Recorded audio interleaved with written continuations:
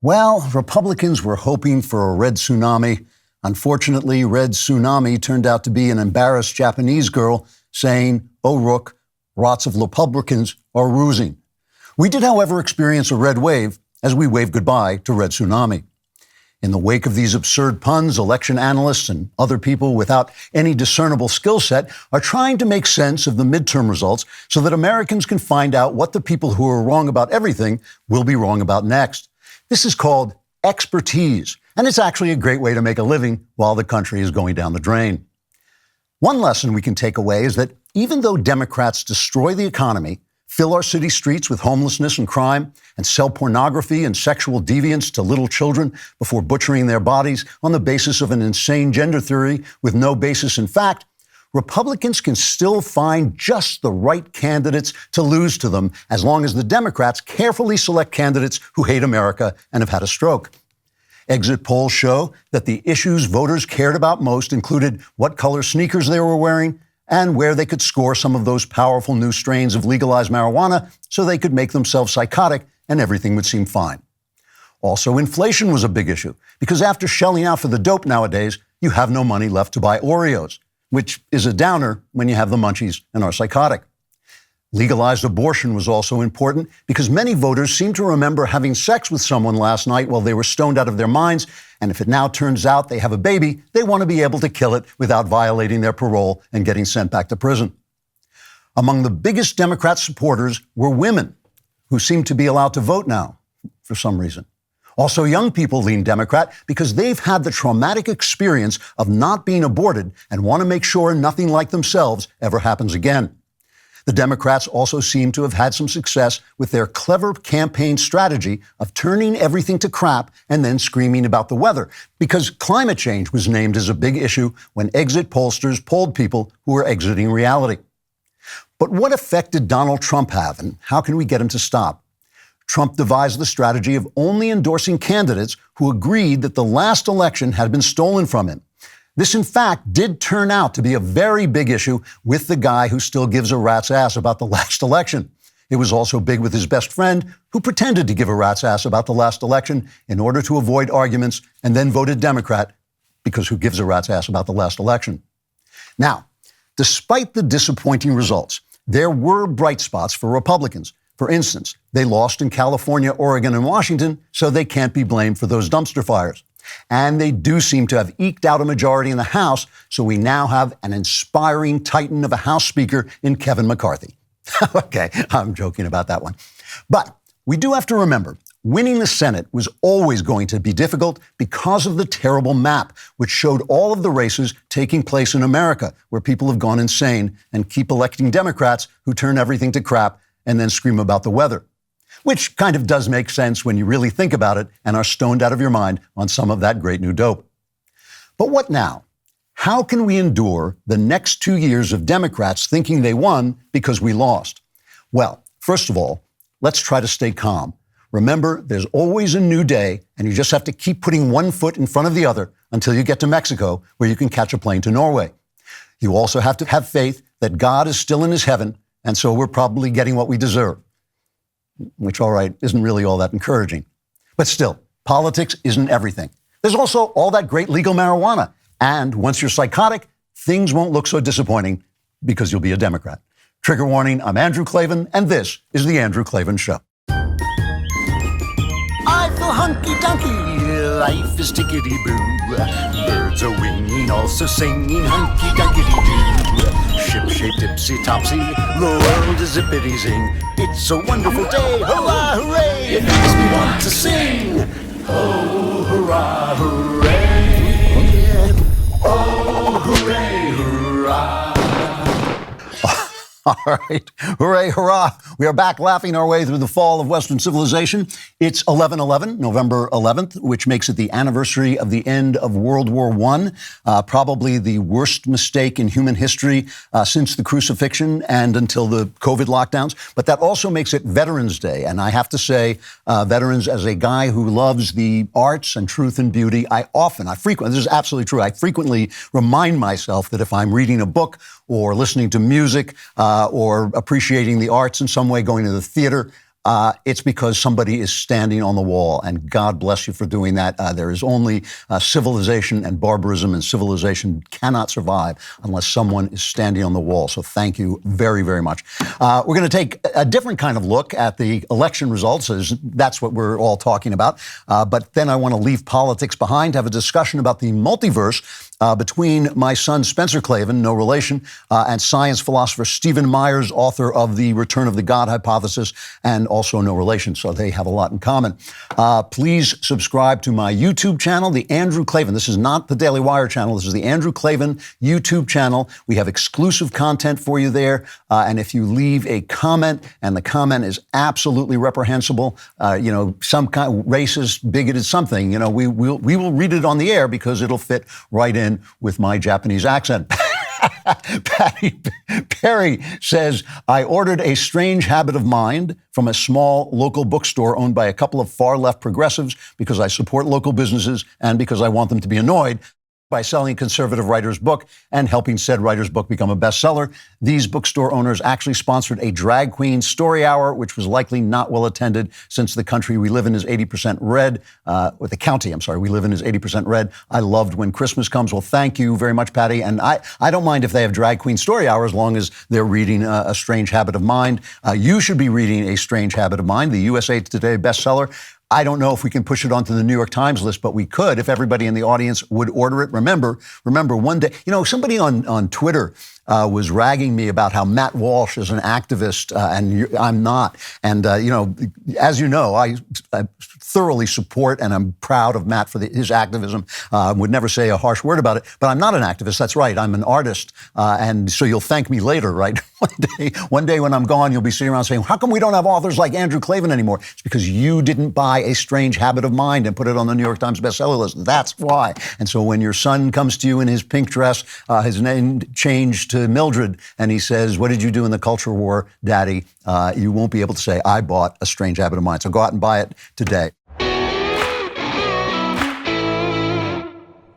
Going online without ExpressVPN is like leaving your kids with the nearest stranger while you use the restroom. Most of the time, it's going to be fine, but you never know who you're trusting. Why risk it? That's why you need to be using ExpressVPN. Every time you connect to an unencrypted network, in a cafe, in a hotel, in an airport, any other network that isn't yours, your online data is not secured. Any hacker on the same network can access and steal your personal data, your passwords, financial details, anything else you don't want falling into the wrong hands. ExpressVPN creates a secure, encrypted tunnel between your device and the internet so that hackers can't steal your data. Hackers make serious cash selling personal information on the dark web, but ExpressVPN makes it easier than ever to keep your information safe. Fire up the app, click one button, you're instantly protected. Secure your online data at expressvpn.com/Klavan. You'll get an extra 3 months free on a 1-year package. That's expressvpn.com/Klavan,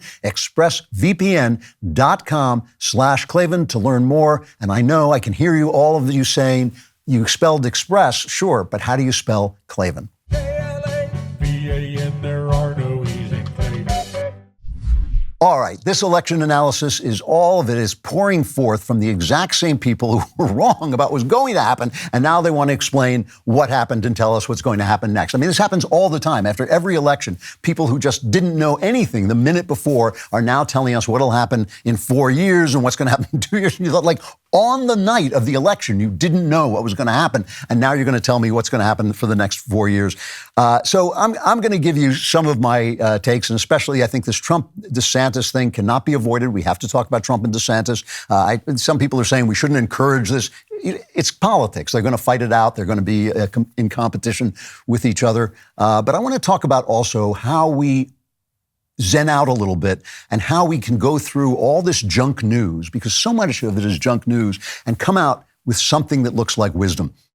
I mean, first, I want to remind you that we're in an information crisis. This is an actual information crisis brought on by the internet.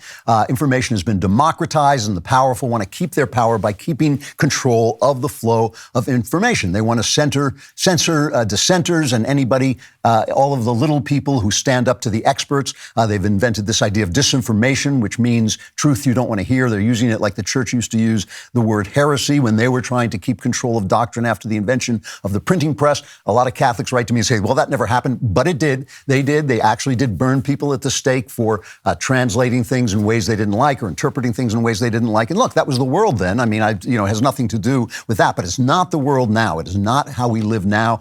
We do not want the powerful, and we don't want the powerful, whether it's the Pope in Rome or the people in Davos, telling us what to think. We don't want them controlling what we think. We don't want them censoring what we think and what we say, and we don't want them pushing us around and governing us without our consent. It doesn't mean, by the way, that what the church says is wrong. It doesn't mean what the people in Davos say is wrong in any particular issue. That's the point. But I believe in the Huck Finn doctrine. I have said to you many times, I've read to you many times, the scene in Huck Finn, very famous scene, probably the most famous scene in all of American literature, where Huck thinks he's supposed to return his friend Jim to slavery. He knows the church thinks he should do that. He knows the government thinks he should do that. The law says he should do it. And yet he consults his heart and he says, finally, I'm not going to do it, even though he believes he's going to hell. The church has told him to go to hell. He's an uneducated little boy. And he says, but I don't care. I'm going to hell because he loves this guy. This is his friend, and he's not putting him back in chains. This is a depiction of the all-American idea that even an unschooled boy might consult his heart and get it right when all the experts got it wrong. And listen, if the COVID lockdowns did not prove beyond a shadow of a doubt that Huck Finn was right and the experts are full of it. The other day, Senator Tim Scott, he won re-election in South Carolina, good man, and he said, we are putting parents back in charge of their kids' education. And Congressman Eric Swalwell tweeted, please tell me what I'm missing here. What are we going to do next? Put patients in charge of their own surgeries, clients in charge of their own trials? When did we stop trusting experts? Well, the answer to that is we stopped trusting experts somewhere between the time Eric Swalwell started banging a Chinese spy and the time he was reappointed to the House Intelligence Committee. I mean, these guys are incompetent. And after this lockdown, I trust Huck Finn over them any day. So with all the love in the world for Catholicism, which shapes my theology, it's not going to be the Pope in Rome, and it's not going to be the billionaires in Davos who are in charge of our doctrine as Americans. They can have their say, they can make their case, they just don't get to stop us from believing what we believe and finding out the truth for ourselves. But here's the catch, and this is the important thing, and this is what makes my audience sometimes angry at me. We can be wrong too. And sometimes, even a stopped clock is right twice a day. Sometimes some guy in Davos might say something or an expert might say something and be absolutely right. That's what makes it an information crisis. We don't know where the right is. And a recent example, Paul Pelosi, right? He gets attacked with a hammer by this loon in his place, and they're obviously lying about it. The prosecutor says he's going to suppress information. We don't know why. Obviously, they're hiding something. They're lying about it. Then on the internet, people start to say, well, I think this guy was a male prostitute and he invited him into his home and it went bad and he attacked him with a hammer. And I look at that and I think well, okay, but you have no evidence of that either. And the minute you say, well, you have no evidence of that, you get these angry responses like, oh, you traitor, you rhino, you wimp, you wuss, you're just letting the authorities, the elites, control information. It's like, no, it's just like our misinformation is no better than their misinformation. And so you really have to learn how to read information in a crisis. So let me tell you a couple of things that I'm thinking about as we try to went through the results of this very disappointing result. I mean, this administration has been a disaster, and yet the Republicans could not move the ball and just take the government away, and so that they could keep Joe Biden paralyzed. I mean, it looks like they're going to win the House. We still don't know about the Senate, but we want to know what the information is so we can get better at what we do, so we can learn stuff. The first thing I do is I try to purify my emotions, right? This thing about facts don't care about your feelings, as I always say, it's true as far as it goes. Obviously, your feelings don't change the facts, but your feelings and instincts, the line, the heart has its reasons that reason knows not of, from the Pensée, your feelings, your instincts, your sense of things is sometimes more important than facts because you're selecting facts by your emotional valence. You're selecting facts out of the way you see the world. So you don't want to get rid of your emotions. You don't want to be hard and cold. What you want is to purify your emotions of things that might distort the information. So, for instance, this thing where it's going to take all weekend to count the votes in Maricopa County, where somehow the voting machines broke down. It's absolutely infuriating. It is absolutely infuriating. We know Democrats cheat. Democrats are an urban party. Urban parties are conducive to make it easier to build political machines. Political machines make it easier to cheat. We know the Democrats cheat. And so we're looking at this. We've seen that Florida, they count their mail-in ballots early. They have sharp deadlines about voting. They deliver the results on the day. What the hell is wrong with Arizona? What the hell is wrong with Maricopa County? Do we know they're cheating? Do we know they're going to miscount? No, we don't. Do we know they're stealing from Blake Masters and Carrie Lake, who still says she's 100% sure she's going to win? I don't know they're cheating. I don't know that they're going to get away with anything. I seriously don't know. So we have to be careful before we adopt the narrative because we're pissed off. And I am pissed. This does really make me angry. There's no way. The one thing we can say is that they should change the system. This system needs to be reformed. And that's something we do know. We don't have to wade through a lot of misinformation for that. Another thing, I try to be humble. I try to be less certain about what I know. And this is a big thing. I wish there was a lot more of this going around. You should make like Socrates and know that you know nothing, right? People who don't like Donald Trump are putting forward the narrative that Republicans lost because of the poor quality of Trump-selected candidates. This has become already sort of the standard narrative of this election. But here's my problem with that narrative, all right? Mehmet Oz lost the Pennsylvania Senate race to John Fetterman. Now, here's just an excerpt of Fetterman's acceptance speech. I picked up a Kaiser blade that was sitting there by the screen door. Some folks call it a sling blade. I call it a Kaiser blade. Just kind of a long wood handle, kind of like an axe handle, with a long blade on it, shaped kind of like a banana. Oz lost to the guy from Sling Blade. He lost to the guy from Sling Blade. So saying he wasn't a good candidate, what do you say about the guy he ran against winning? It just doesn't make sense to me that explains it. Could a better candidate have beaten the guy from Sling Blade? Yeah, probably. But that still doesn't say, why do we need these excellent candidates? And they put up a guy like this. Also in Pennsylvania, Tony DeLuca, the longest serving state representative, a Democrat, got more than 85% of the votes. He died last month. He was dead. They elected a dead man. How good do our candidates have to be to beat a dead man and the guy from Sling Blade? So it's not just candidate quality, and we should rethink that. Just because it makes us feel good, just because you might be hostile toward Trump. Look, I have my problems about Trump. I've told you all about him. I'm going to tell you more about him. I'm going to discuss it. But still, you have to be humble and say, I don't know when you don't know. And another side of humility is being suspicious of narratives that fit your emotional feelings. This is it's just a big deal. I saw a guy at PJ Media. If you have a narrative that is exactly what you think, you should question it twice or three times, right? I heard a guy at PJ Media, he said, well, Democrats will vote for anyone, but Republicans are very selective and careful and want wisdom. I think we're no better than they are. Just our ideas are better, so I don't think it's that either. Finally, and this is most important, and this is just good life advice, it's not a sin to be wrong. We're all wrong sometimes, but it is a sin to be wrong and not adjust your thinking, not examine why you were wrong and change your mind. That is basically almost the definition of neurosis. The guys I know who are neurotic never change their minds. They change them for a minute. You say something to them that enlightens them, and they say, oh, yeah, you're right. And then the next time you see them, they've got the exact same idea. When Donald Trump, when I said after the last election that Donald Trump was not going to be reinstated, as he was telling people he would be, but in fact, he was going to blow Georgia for us, everybody got really angry at me. I got all these letters, what a rhino I was, what a weakling, why wasn't I standing up for Trump?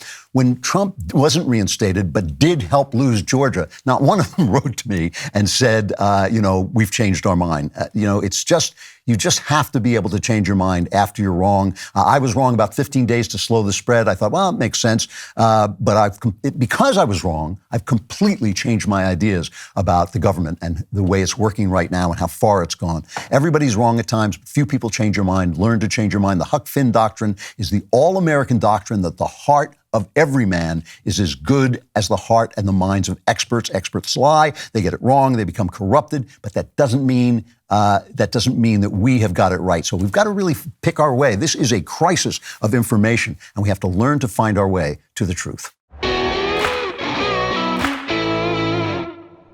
Hard to believe, but the holidays are on the way. Many of you will be traveling to see your family and loved ones. I will be. You may find yourself away from home more often than not. That's why the DailyWire has teamed up with Ring. With Ring security products, you can rest easy knowing that your home and family are safe when you're not there. The Ring doorbell notifies you when guests or packages arrive. Ring's indoor cameras let you keep an eye on kids and pets while you're away. Ring Alarm will alert you of any motion detection while the house is empty. Plus, if you add smart lighting around your home, you can turn lights on or off while you're away. Ring's home security products don't just help keep your home and family safe, they make perfect gifts for everyone on your list. Head to ring.com/collections/offers to find out how you can live a little more stress-free this season with a Ring product that's right for you. That's ring.com/collections/offers.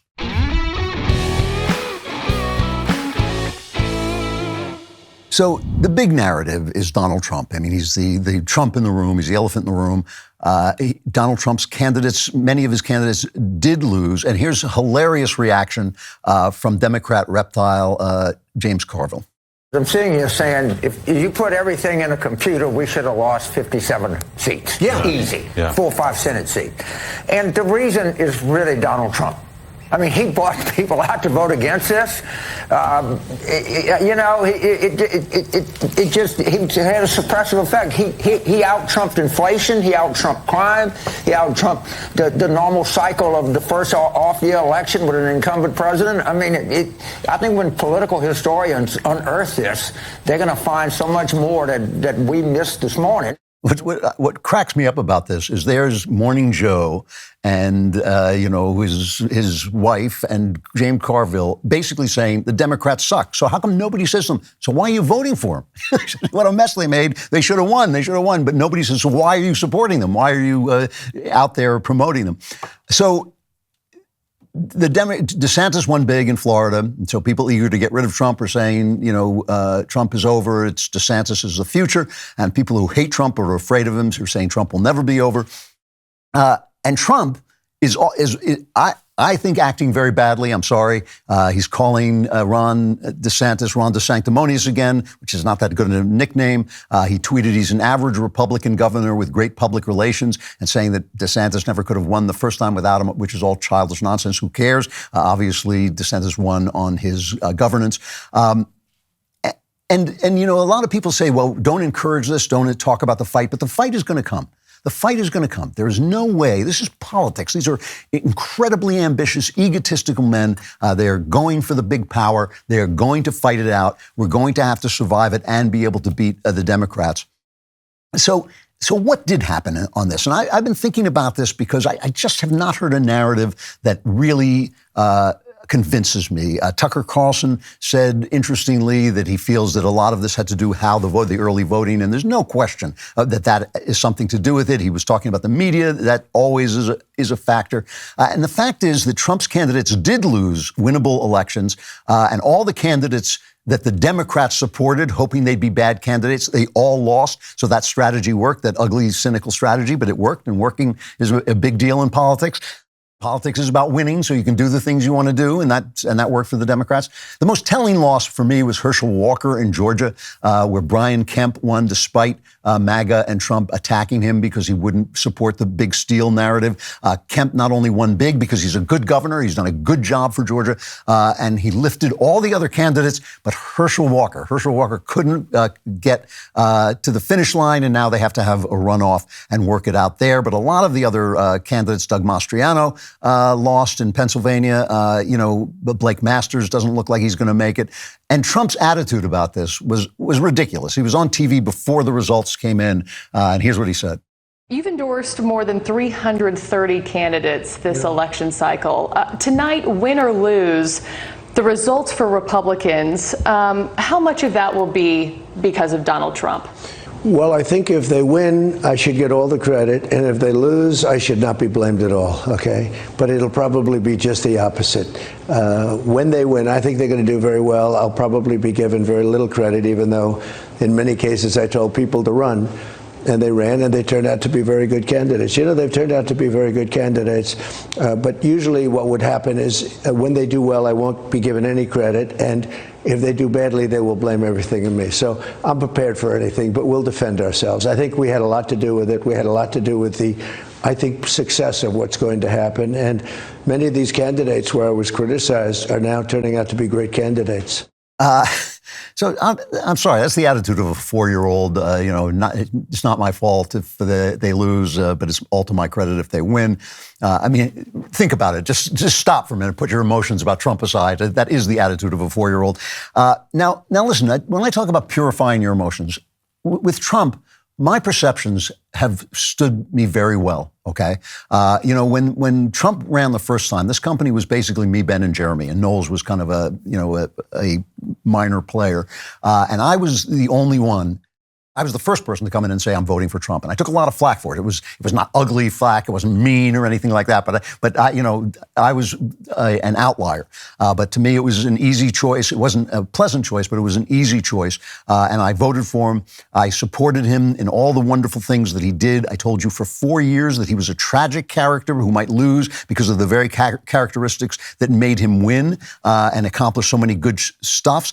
I told him when he lost the election, I said before he should stop the big steal narrative and make sure we don't lose the Senate in Georgia, and he didn't do that. And now, here's what I feel about Donald Trump. I do not feel Donald Trump, the ex-president, is Donald Trump the president. I don't feel this is the man who ran in 2016.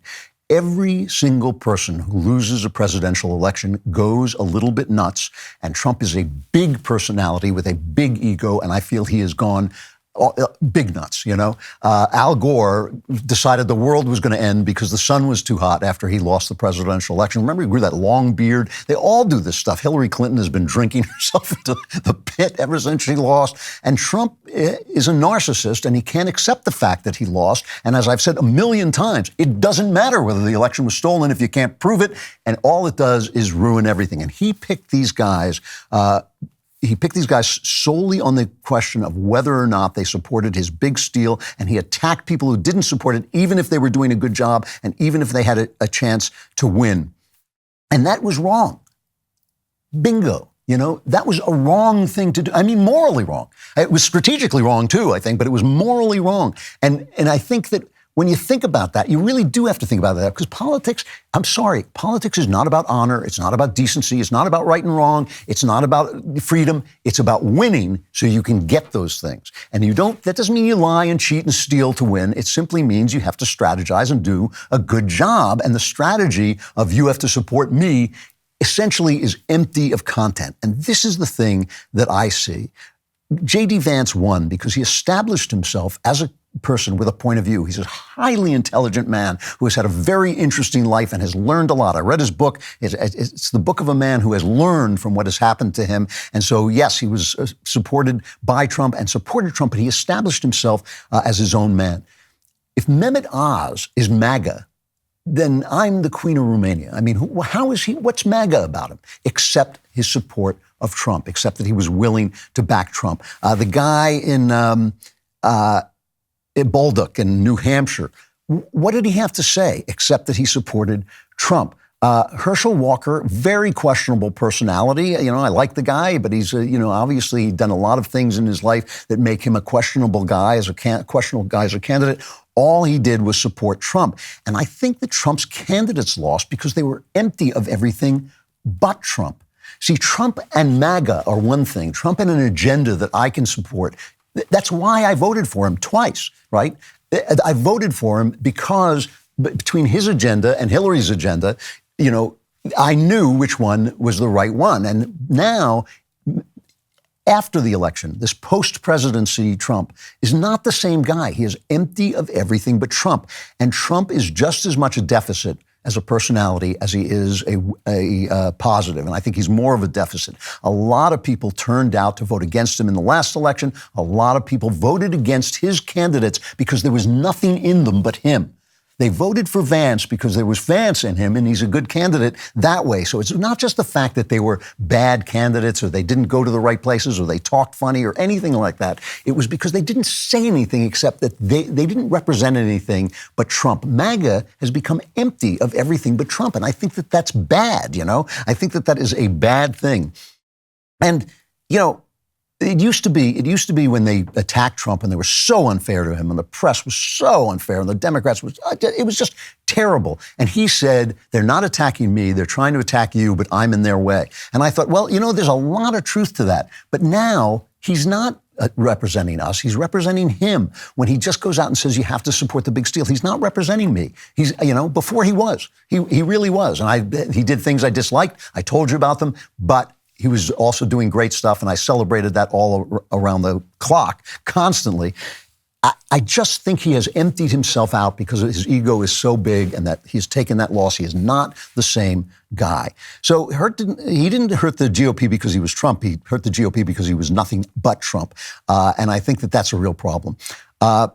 So, you know, when you look at DeSantis, the thing that really gets me about DeSantis, this is the other thing, I think Ben was talking about this a little bit backstage about competence. And yes, of course you have to be competent, but Trump, for a lot of his presidency, Trump did a really good job. You know, the time when basically I feel that this change came over him was with COVID, when I heard him complaining on TV about how mistreated he was by the press while people were stacking up bodies on the streets in New York. It's the only time in my entire life I have ever done anything political behind the scenes that I called up his campaign and said, you got to tell him to stop. And the message got to him. I'm told that the message got to him, and he did seem to change it up a little bit. But like now he's all that. He is all that guy. So the thing about Ron DeSantis, you can talk about his competence. He is competent. He did a great job with the hurricane, the economy, opening up the state after COVID, which Brian Kemp did too. And that's the thing that nobody in the press wants to talk about because he proved how wrong they were. But listen to his speech, his victory speech, and hear what he emphasizes about what he did. We chose facts over fear. We chose education over indoctrination. We chose law and order over rioting and disorder. Florida was a refuge of sanity when the world went mad. We stood as a citadel of freedom for people across this country and indeed across the world. We faced attacks. We took the hits. We weathered the storms, but we stood our ground. We did not back down. We had the conviction to guide us, and we had the courage to lead.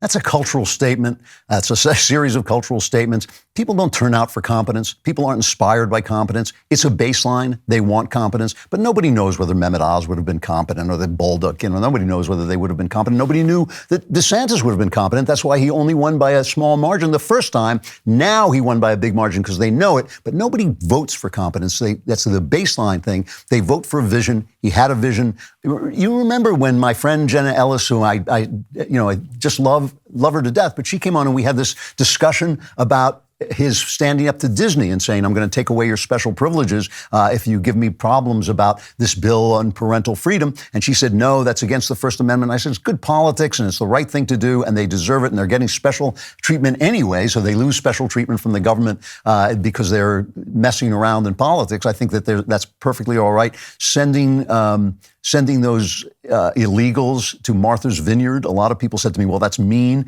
Yeah, it's mean, but politics gets mean. And it was a beautiful parable that told us everything we needed to know about the people in Martha's Vineyard who were sitting around with their cocktails saying, yes, of course, the border should be open. Oh, my God, so here, let's bust them out. I think it was a beautiful, beautiful thing.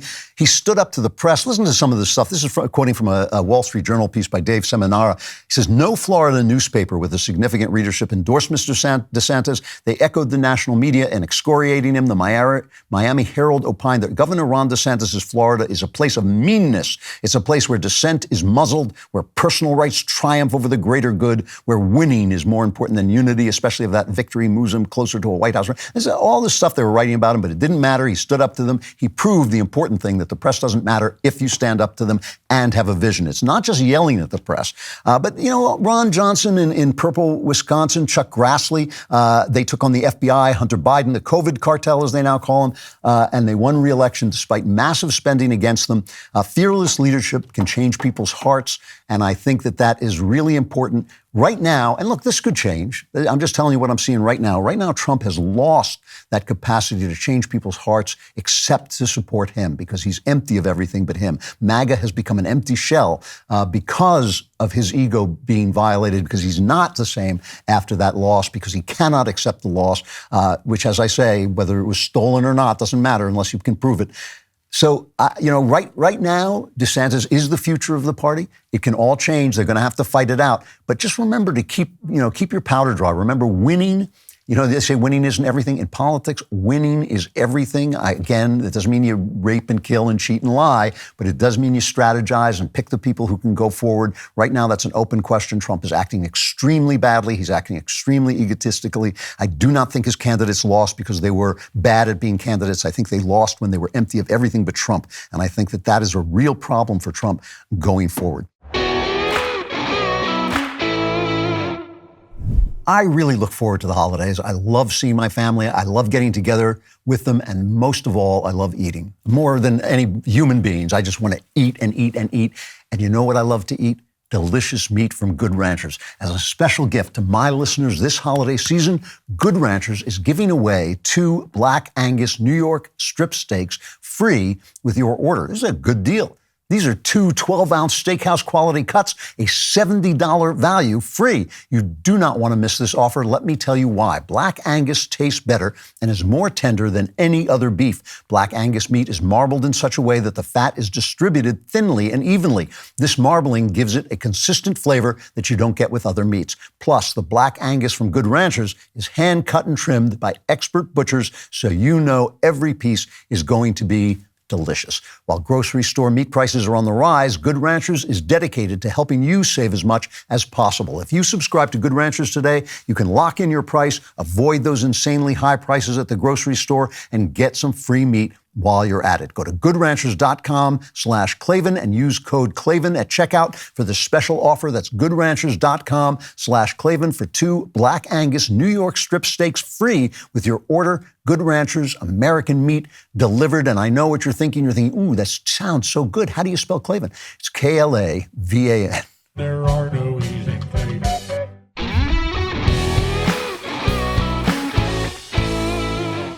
So let's talk about what this means for the future, okay? One thing I never believe is that it's better to lose than to win.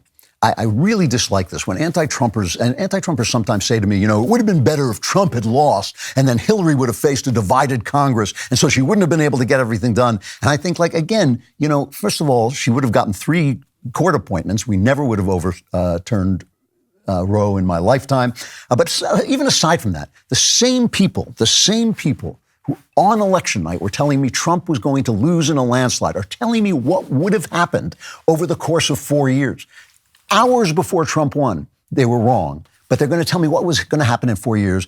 It's always better to win than to lose. And while this wasn't a loss, I still think we're going to get the House. I can even hope we get the Senate. It was a massive disappointment. And part of that was our expectations. And this is a big thing. People saw the conditions for a red wave, and it affected the way they read the polls.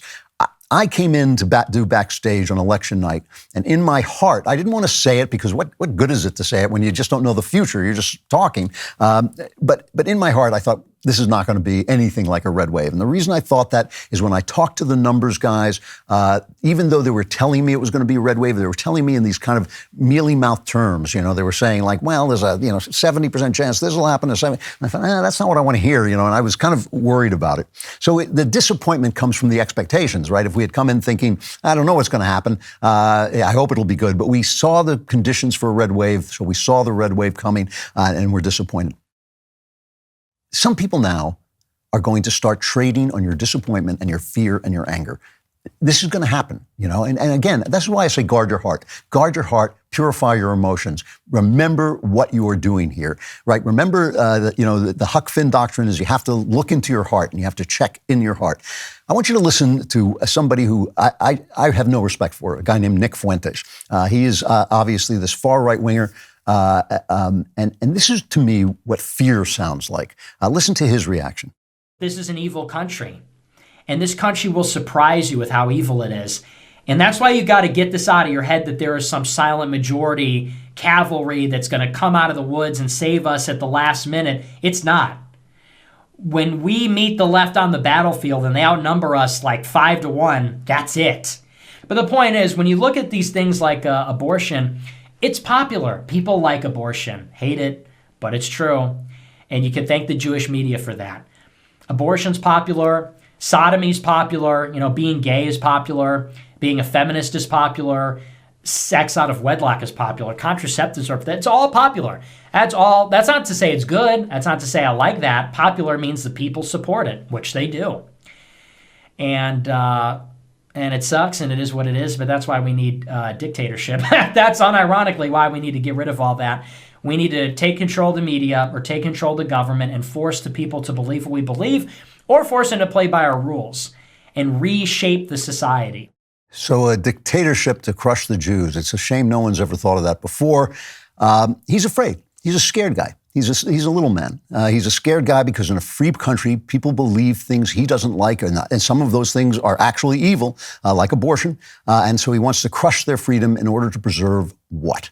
What does he want to preserve? Some moral, world that's going to be there because he's oppressing people? That's not the way it works. You can't love freedom if you don't love the people who are free. You can't love freedom if you don't love the people. And this is why Democrats have gone astray, because they hate us, because they think we're deplorable. They hate Huck Finn. They think, oh, no, I'm the expert. Huck Finn's got to be quiet and do what I tell him to do. And I say, no, you guys are wrong about everything, And if I wish you were right, every now and again, like a stop clock, you're right about something. So I have to keep my mind clear and make sure I'm not just disagreeing with you. But he says America is evil. I say America is what we make it and what we convince people to be. And I think, what's my strategy? My strategy is love my neighbor and love my God and love my enemies, and step back and take a look at where we are. The people who voted liked Biden more than the general population by about 2 points. People who voted. So in other words, they got turnout. They had turnout. It was key that those 2 points make a big difference in the results. The people who voted for Democrats were single women and young people. Florida, for instance, is an older state. There's a lot of retirees there. They have a higher median age. It's like 42 instead of 38. But to despair, to think that what young people think now is what the future is going to look like. Do you believe what you believed when you were young? I don't. I mean, people change. They get wiser. They learn things. And they have leadership that changes them. Young people who saw Reagan come in may have hated Reagan when he was elected, but they loved him when he left because they saw what he did. Women, single women especially, vote for the Democrats, and women are more easily frightened than men. They'd be nuts not to be. People always say, well, it's the hormones and all this stuff. It's not, I don't know. Women would be crazy not to be more nervous and more anxious than men. They're smaller and weaker, and they're surrounded by people who are bigger and stronger and like to abuse them. That would make anybody strong. Plus, they're charged with defending the most valuable resource that people have, which is other people, little people. They have to nurture them. They have to create them. It makes them physically vulnerable. It means they have somebody who is helpless that they have to protect against people who are bigger than they are. They'd be nuts not to be more anxious than men. So of course they are. And of course the Democrats use it. They use that. There's climate is going to kill you, and you're going to lose your democracy. It's all fear. And fear, as Scott Adams is always saying, is an excellent way of controlling people and convincing people, and women are susceptible to that. So, and single women are more likely to look for protection and support from the government in the same way that married women look for protection and support to their husbands. And so the GOP has become, to a large degree, the party of married people, and people are getting married less. And that makes people who are despairing think, well, the GOP is doomed. Remember, we were doomed because the Hispanics were coming, and now Ron DeSantis has shown that, no, you don't have to be doomed. You can win the Hispanic votes, too, if you do the things that you need to do. The other thing that I have to say about women is women are miserable. I mean, I say this all the time. Young women especially are miserable. They're beginning to realize they got a bum deal, that married life is better than living a single life and living for your work. Motherhood is good, and the earlier you do it, the better. Femininity is a gift to mankind, and they're the only ones who have it. They're the only ones who have it. Trans women may be many things, but the one thing they're not are women. And the only people who have femininity is women, and it is a gift to a society because it civilizes a society, it uplifts it, it makes it a better place. When they realize they've had a bum deal, when they start to change their minds, and this has happened before, I've talked about it, it happened in the Romantic period, and when they realize what these doctrines of free love and free sex and feminism have gotten them, I think the Democrats are going to be in trouble. You know, like Nick Fuentes, I sometimes disagree with the majority, and a lot of times I disagree with the majority. I wish people valued freedom more than security, but they don't always do that. I wish people oppose abortion as much as I do, but they don't do that. I wish people could uphold motherhood and marriage and the family without browbeating gays or penalizing those women who are really happier having a career than building a family. I don't want to do any of that. I just want to support what I support. I don't need to attack the people who make different decisions. But one of the problems is we seem to only be able to divide in black and white. I cannot tell you how many times I have said something between one side and another, and all anybody hears is that I didn't completely agree with them, so I must completely disagree with them. It happens to me again and again. It's like they have two little slots in their head, and if you don't go in one slot, they put you in the other. That's how guys like Nick Fuentes get along. That's how they say to people say, yeah, that might make sense because at least they're fitting in that slot where all their fear and their malice is. You know, you look at Ron DeSantis, you cannot disagree that this is a major victory. He didn't attack transgender people. He defended women and children. He defended women and children from these groomers, which is what they are. I disagree with Ben on this. He says they're not grooming them sexually. Yes, they are. And he didn't attack the transgender people. He attacked the groomers and he protected women and children, women's sports and so on. He didn't attack Mexican people. He defended the border. He didn't attack gays. He defended education. He defined the issues and turned out to be right on the pandemic, and that, of course, is a big one. The Republicans need a leader who defines where we stand and why we fight without being cruel to the people who are outside the norm, and he does the job. And then, you know, here's the thing. This country is divided. But people are divided. People are divided in their hearts. You know, it's like Solzhenitsyn said, the line between good and evil runs through every human heart. And you can't win people over to the purpose of marriage, to faith, to truth and beauty, all the things that we believe in. You can't win people over with an iron hand. It defeats the purpose of winning. Virtue has to be freely chosen. So we have to leave people free. And that's why guys like Nick Fuentes, I think, can just, you know, take a hike. It's ridiculous. You have to speak to that guy, that Huck Finn who's trying to make a decision. You have to speak into his heart and tell him the things that he knows to be true are all right. Because remember, a lot of people think like, well, you know, I don't want to pick on some guy because he thinks he's a girl, you know, but you have to be able to say, yeah, you don't have to pick on him. You just have to protect your children from him. You just have to make sure that truth is spoken. You have to make sure that people don't say trans women are women because they're not women. You know, you don't stop them from saying it, but you just have to argue with it and be bold. And when a leader does that, he can transform people's hearts. And we can win in the future. I just want to end with one last thing. 1978, all right? This is Jimmy Carter is president. Jimmy Carter has been president for 2 years. Jimmy Carter was the worst president until Joe Biden. Stagflation, I can remember this, stagflation, gas lines, people lined up for gas, energy problems like we have them now, unbelievable crime. The crime was just going up and up and up. Communism, the Soviet Union was reaching its high water mark, taking over places in South America and Africa because he thought we were too afraid of them. You know, we were a little ways away from being completely humiliated by their march into Afghanistan. The 1978 midterms, you would have thought the Republicans were going to clean up. And instead, the Democrats retained control of both houses of Congress. This is the most recent election in which the Democrats maintained a trifecta of control at the federal level. The Democrats, I'm reading from Wikipedia, the Democrats lost 3 seats in the United States Senate to the Republican Party, and they won the popular vote for the House of Representatives, even though they lost 15 seats. But they kept both houses of Congress, even though they were doing the worst job ever, okay? But it went on, and the Soviets invaded Afghanistan, and the Muslims took hostages in Iran. And by the time the next presidential election came along, the country was ready for Ronald Reagan and the revolution that gave us 25 years of prosperity and peace and won the Cold War while the media whined and attacked and complained, and Reagan just swept the floor with them. This is just a moment. You know, Virginia has gone red, Ohio, Iowa, Florida, states that were kind of on the cusp. A lot of things are changing. Joe Biden has said he's not going to change anything. I say, good for you, Joe. You just keep doing what you're doing, and we're going to keep doing what you're doing.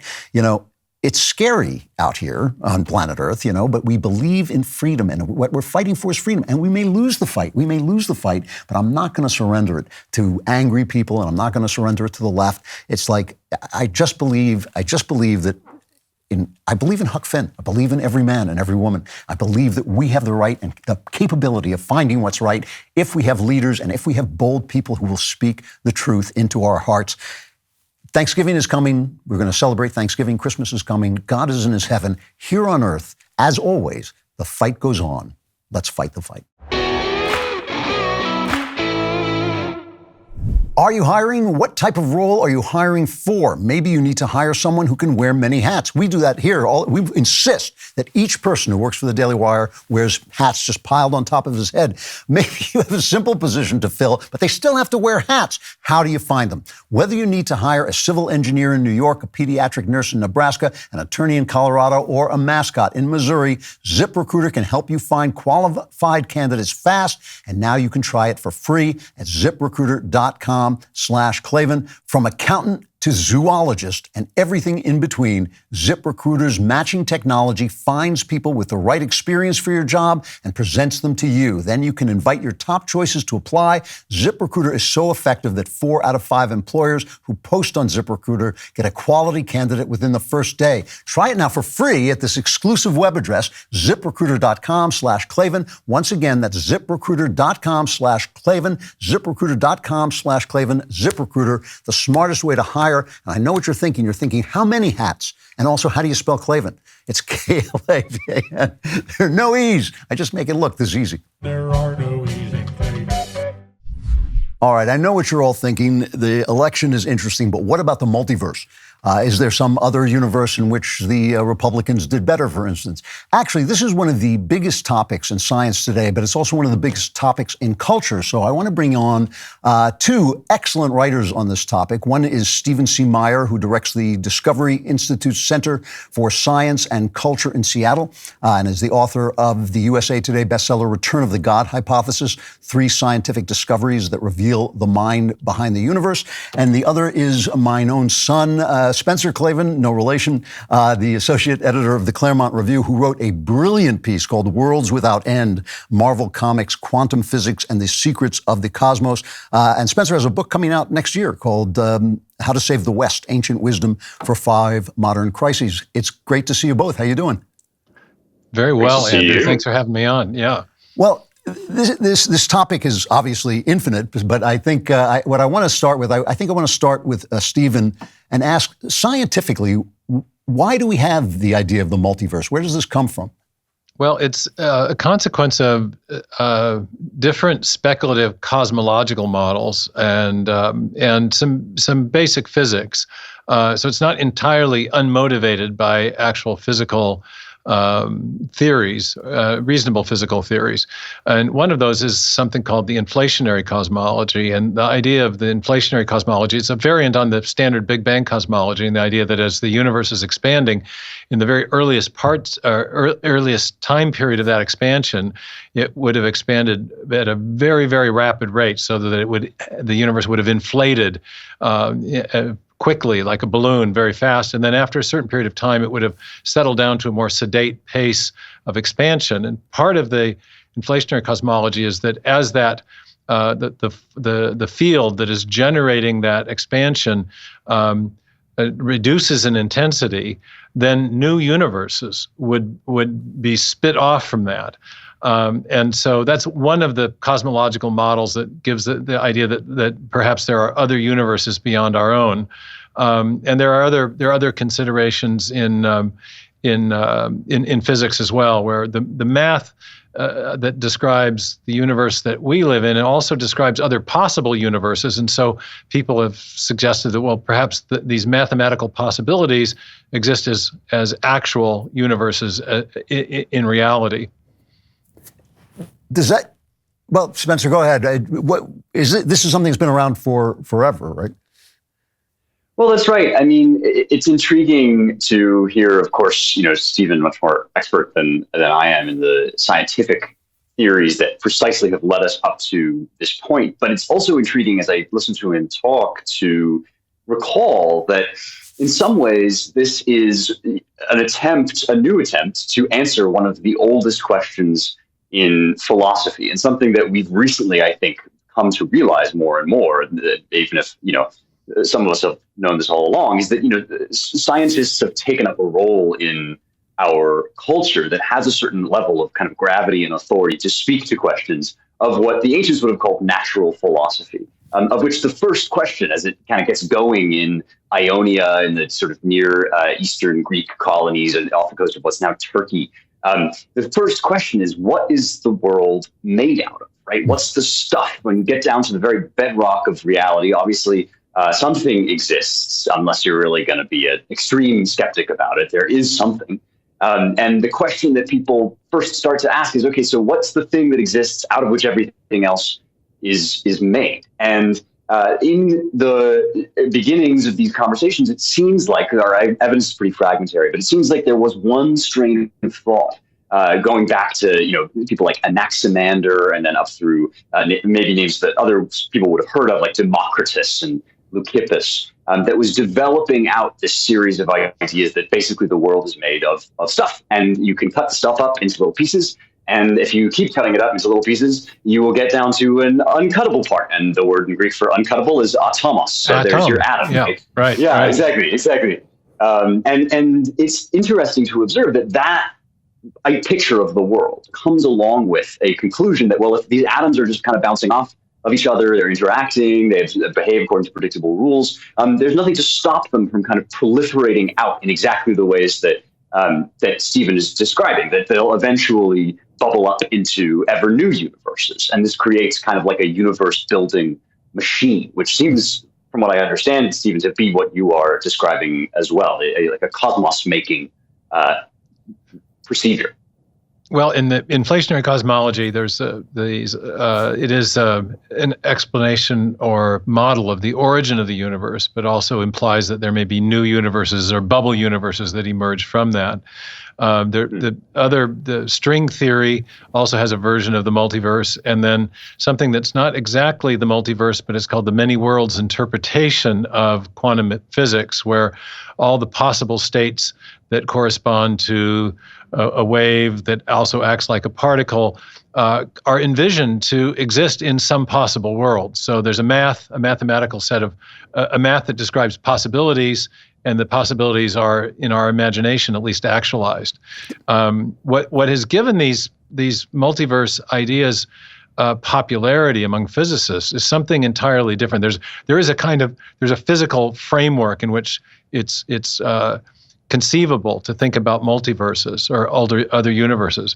But what's given the idea a real popularity and traction is another discovery of modern physics, which is called the fine-tuning. And that is something that pertains to our universe, which is that the fundamental parameters of physics, the expansion rate of the universe, the force that drives that, the force of gravitational attraction, the force of electromagnetic attraction, the ratio between those and other fundamental forces, the masses of the elementary particles, the speed of light, all these basic parameters turn out to fall within very narrow ranges, such that if they were a little bit different, a little bit stronger or weaker or lighter or heavier or faster or slower, in each case, these variations would make life as we know it, or life at all, in fact, even basic chemistry, impossible.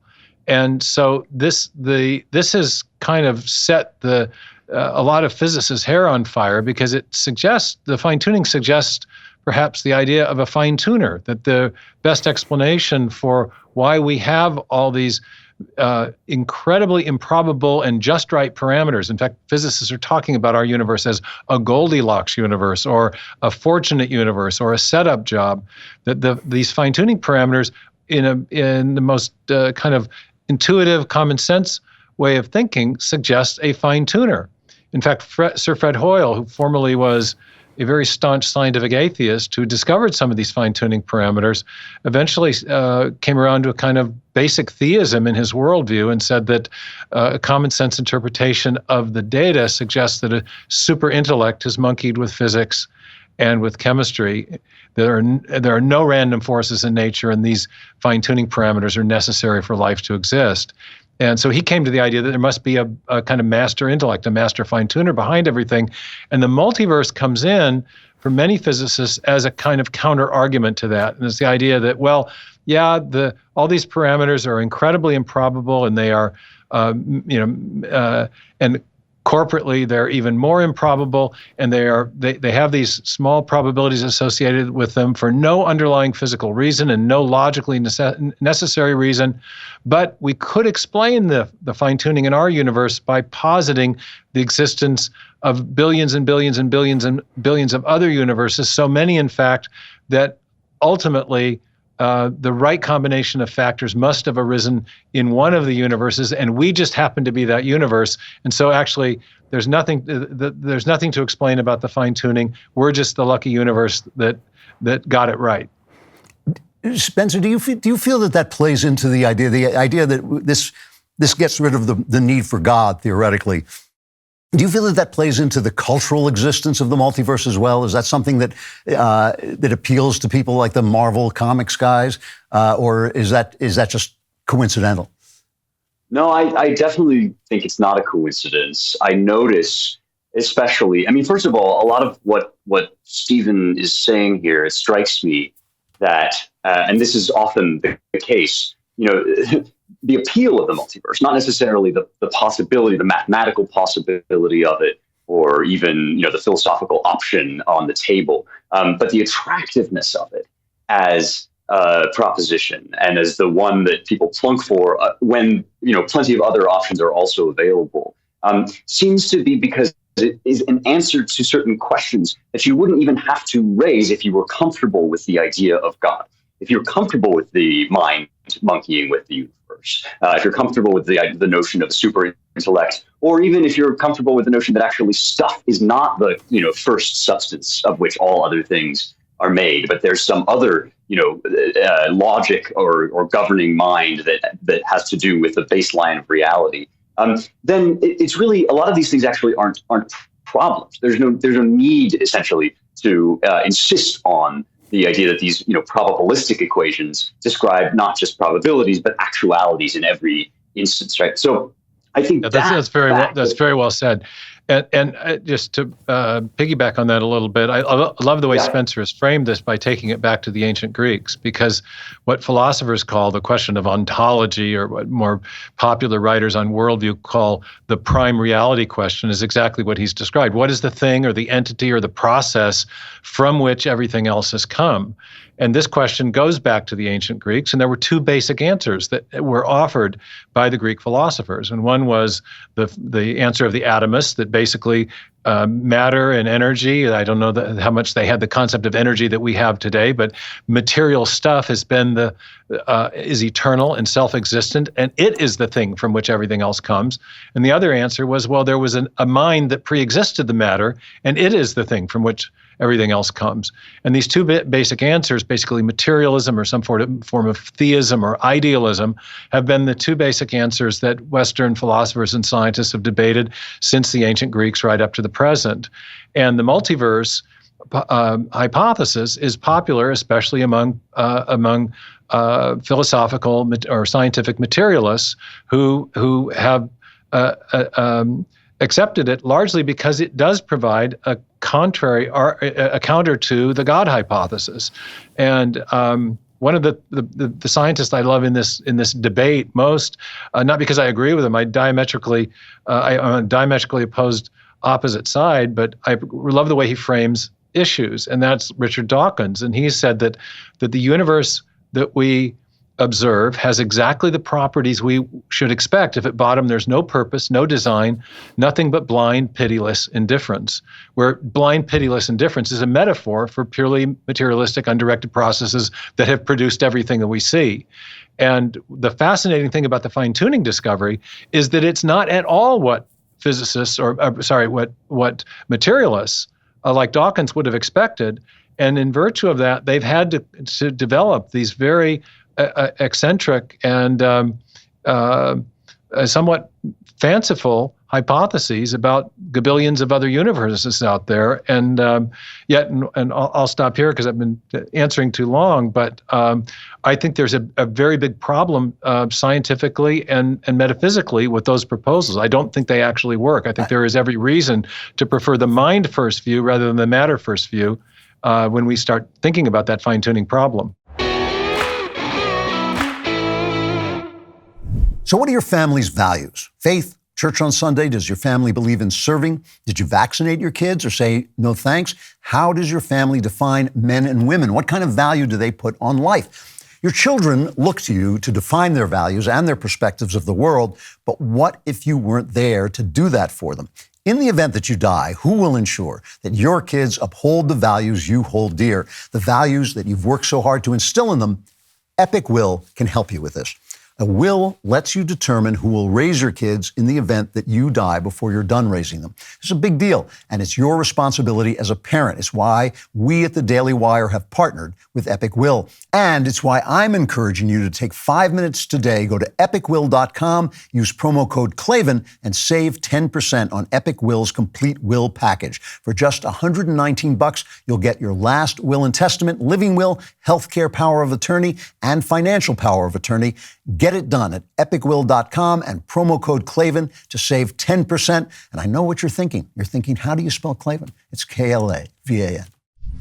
Well, so this is, when you ask that about the artistic question, right? I think that what Stephen is saying goes a long way to explain why these two things are connected, why the creators of the Marvel universe, there were always in comic books alternate storylines and, plot lines in the background that kind of didn't really happen, quote unquote.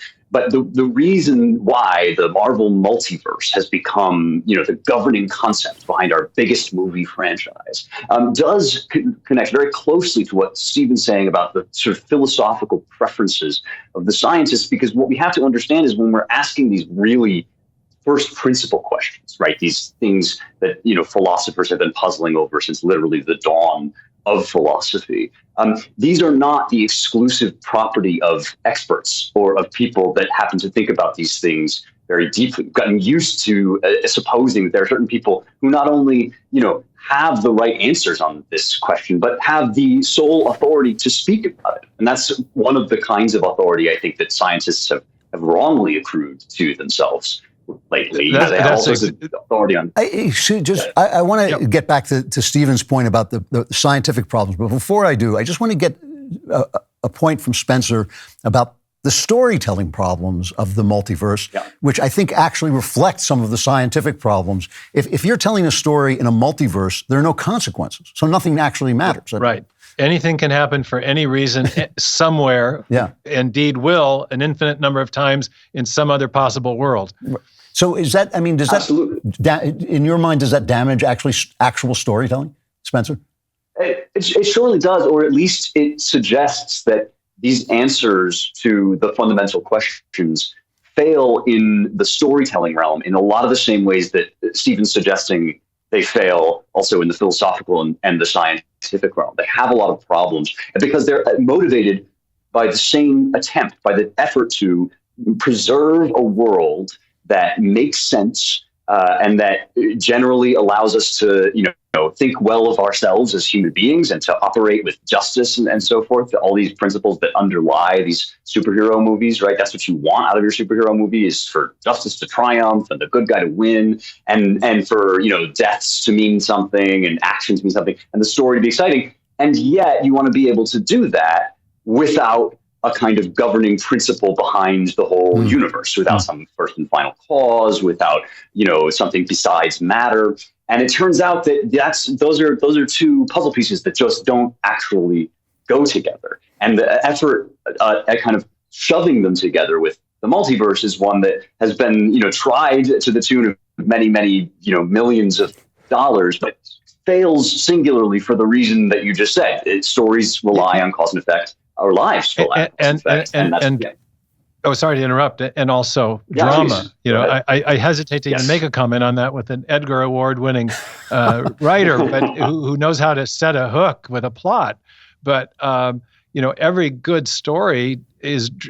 dramatic story is dramatic because we don't know how it's going to turn out.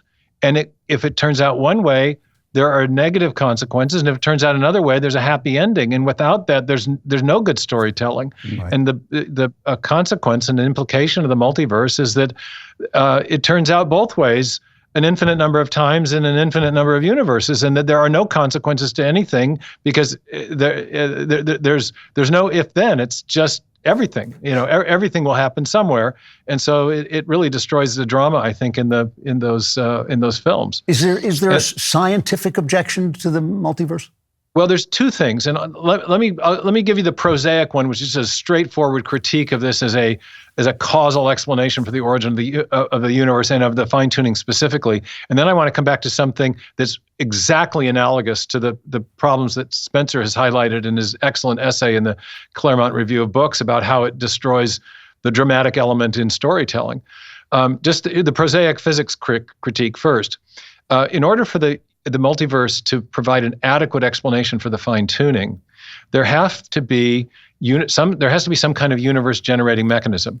If we just have all these other universes out there and they're causally disconnected from our own, then anything that happens in these other universes will have no effect on our universe because they're separate from each other, including those other universes will have no effect on the probabilities of whatever process it was that set the fine-tuning. It provides no help in explaining how we got the fine-tuning in the first place.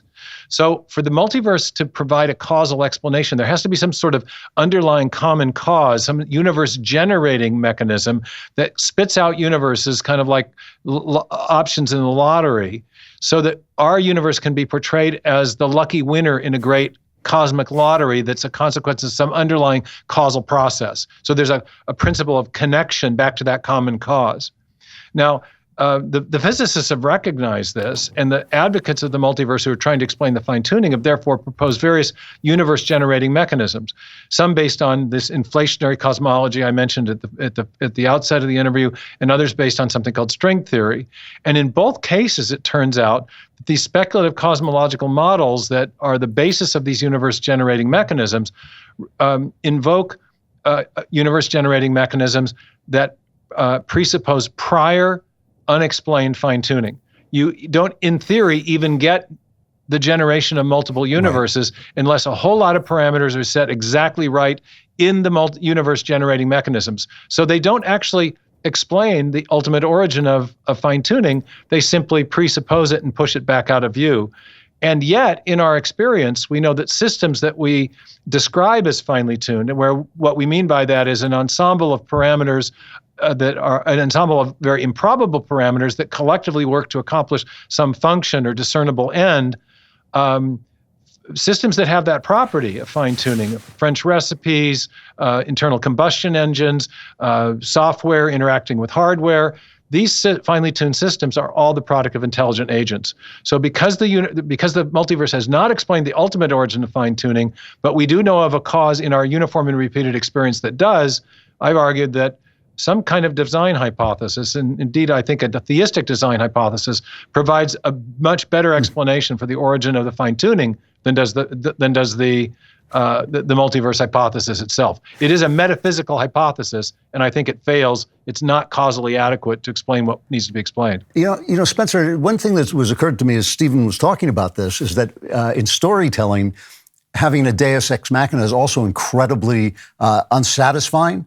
And I'm wondering, you know, there's almost like a balance between this idea that nothing has any consequences and this idea that somehow God is going to save the day. I mean, I always criticize C.S. Lewis books that the minute the lion comes on, you know everything is over and is settled. What does that say? What does this stuff about storytelling say about our lives in relation to this scientific hypothesis? Well, what's interesting about your observation, with C.S. Lewis and Aslan, which I share that problem with a lot of those stories, and people love them and don't I don't want to knock them, but there is that issue, and I think that tells you something about what happens when God becomes a character in the story. And actually, we have the same problem. The Greeks have the same problem. This is why Deus Ex Machina comes to us through Latin, right, via the classical world, is that once you actually suggest that, deity or the ultimate power is like on the human level in that way, that there's something kind of outside of him and he operates in the system, then the whole story kind of falls apart. If God is the author of the story and we're the characters, right, then you have the entire tradition of Western literature, essentially, that this governing logic that dictates cause and effect, that dictates good drama, that tells you, what happens if I do this, what will you do or that. That is the thing that operates kind of behind the scenes. It's like the premise behind which, or the sun that shines and then the light, kind of allows us to see all the other stuff. I mean, I think that there is a way in which the Marvel superheroes, right, who are almost explicitly gods, or at least demigods and kind of heroic figures, do represent a kind of pagan gesture, rhetorical gesture, right? That we are, the physical strength, speed, ability, like these are the highest things. And so there exist, beings among us that have those powers, which is actually not the, it's not the philosophical attitude that has generated the best storytelling, just as a kind of fact about like literary history, right? Once you start to either kick the gods out or tell stories about the gods as if they were effectively people, as if they were vulnerable, as if perhaps they could die on a cross, right? Then suddenly you start to enter into that world where things matter and there are stakes. Now, I've only got a minute left here, Stephen. I want to let you end it and ask this one question. Isn't there some way in which the multiverse, not only, as Spencer has pointed out, makes storytelling meaningless, but makes science meaningless? Absolutely. That's one of the big problems with it. If true, it destroys all practical reason. If anything at any moment can happen for any reason, we can't make any scientific predictions. All of our ideas about the laws of nature become completely up for grabs. And similarly, we use our past experience to explain things. So, but if our past experience is no guide to what will happen in the next moment, or if anything, or if any event in the past might have been explained equally well by a random quantum fluctuation as opposed to the action of an actor or of a natural cause, then we can neither explain nor predict. And then there's a third problem. I know you're short on time, so I'll be quick on this, but there's this thing called Boltzmann brains. And for anyone who gets into the philosophy of this, but it's basically the idea that when you run the math, it turns out that it's more probable on the multiverse to think that our minds were created 5 minutes ago with false memories than it is that we actually have real memories of the history of our own lives and the universe and so forth. And so that means that we're essentially the multiverse, if true, casts doubt on the reliability of our own thinking, which is the basis of scientific reasoning. So we can't trust our own thinking. We don't know that we are real minds as opposed to fictional minds that have false memories, and we can't make scientific explanations or predictions. And this is actually a problem that philosophers of science and some physicists have wrestled with, and there doesn't seem to be any good solution to it within the framework of the multiverse. So the way I like to put it is that in the attempt to get around the God hypothesis is the explanation for the fine-tuning. You can adopt this multiverse idea. It's not as good an explanation, and it also destroys science. So you can get around the God argument, but only at the cost of losing science and losing a good explanation for fine-tuning. All right, I have to stop here. There's too much intelligence on this show. It will ruin our reputation. Stephen Meyer, the author of the excellent book, The Return of the God Hypothesis, which I highly recommend. Spencer Klavan at the Claremont Review wrote Worlds Without End, which I also highly recommend. Fantastic essay. It's a great essay. And his new book in New Year's, How to Save the West. Thanks a lot, guys. I really appreciate it. Great conversation. Thank you. Thanks for having us on. Great three-way. Thank you. You know, I've been married for more than 40 years. That's longer than I have not been married. And I've learned a lot over the years. But if you want to speed up the learning process, tune in to Jordan Peterson's new 3-part series on marriage exclusively on DailyWire Plus. The series is excellent because marriage rates are at an all-time low in the U.S. The U.S. birth rate has fallen by 20% since 2007. Young people are getting married much later in life and less frequently. There are a lot of young men out there who sadly think that marriage means giving up your freedom. Jordan will set you straight and give you some much-needed perspective. For those of you who are married and feel like the spark is missing, Jordan will show you how to rekindle it. I'm not going to reveal what Jordan revealed about his own sex life, but trust me, You want to watch and find out. Daily Wire Plus members can watch all 3 episodes of Jordan Peterson's On Marriage right now. And remember, your membership really helps us prevent a total collapse of society as we know it. If you're not yet a member, go to dailywire.com/Klavan to join. That's dailywire.com/Klavan. Join the fight. All right, a great conversation about the multiverse, but in all of the universes, there is a Klavanless week that will destroy you, except for the one universe in which you are a subscriber, and then you get an extra 10 minutes, and then the Klavanless week comes. And in all of them, of course, all your problems are solved with the mailbag. I support fracking, and I stand and I do support fracking. Okay. Yeah! I don't know. From Patrick, so some call it a Kaiser blade. I call it a sling blade. Dear Mega Magger Klavanon, thank you for your great show. You keep mentioning that perhaps the 50s had something good to offer women and families. This is from Patrick. I said, despite being vilified by feminists, I'm a father who loves the idea of Leave It to Beaver in the 50s and the quiet man stoicism of John Wayne. But people constantly overlook a key deficit of 50s men that ruined family lives for wives and children, which is the war and the Great Depression. World War II, the Great Depression and then World War II. Can you imagine a whole cohort of wives and children living with a generation of men dealing with chronic economic anxiety and debilitating wartime PTSD? Either these mostly Christian men thought they were going to hell for murdering another human being, or they were stricken with survivor's guilt having survived mechanized death. Put this kind of mental health crisis into the unprecedented economic and technological boom of the 50s, and it's a noxious brew of things likely to compromise a man's soul. In light of this, could you reconsider whether the 50s were really that great an expression of family values? Thanks for the wonderful show. First of all, excellent insight. And I talk about this with my wife often about the PTSD that people must have been experiencing after World War II. I just watched for the first time, because it came out while I was in England, I just watched Band of Brothers, and I'll do a segment on that soon.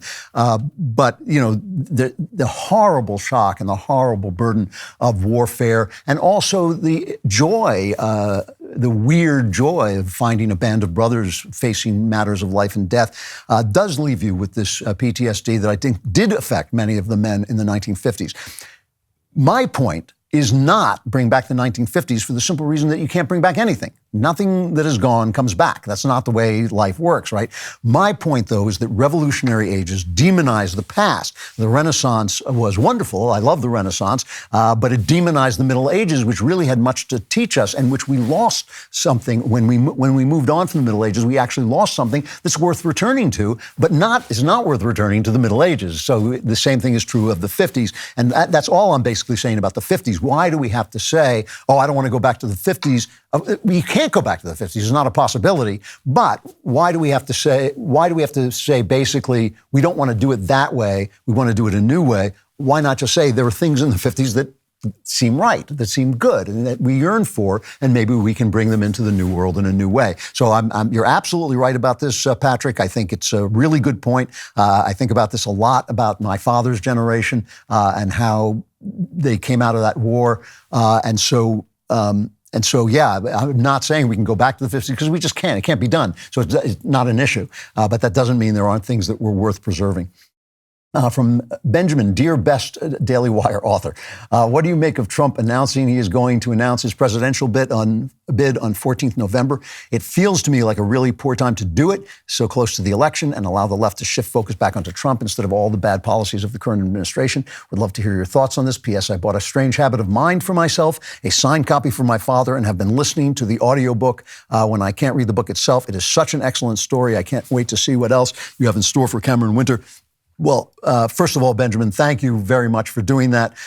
You will, of course, be entered into paradise for joining the culture war, where others may fall behind. They have a chance. They still have a chance to buy A Strange Habit of Mind. However, yes, I'm not 100% convinced that Trump's big announcement is going to be the announcement that he's running. There are many, many reasons he shouldn't do that for himself, including the fact that it might bring his fundraising under federal law, which he might not want to do. And so I'm not sure he's going to do it. But of course it's a bad idea. Of course, for all the reasons you said. But Trump doesn't care if the focus is back onto Trump instead of all the bad policies of the current administration, because he just has stopped caring about anything but his butthurt. And I think that's a shame. And it's not. It wasn't. Trump was always a narcissist. He always had a big mouth. He always had all these things. But he also had something that he wanted to put forward, which that for 100 years he had been sitting in the bar room of his mind thinking, these guys do not know what they're doing. I could do it better. And he wanted to prove it. And that helped all of us because there were things that he was right about and a lot of things that he was right about. And now all he's thinking about is this lost election. And he has emptied MAGA of everything but itself. But still, I'm not 100% certain that's what his announcement is going to be.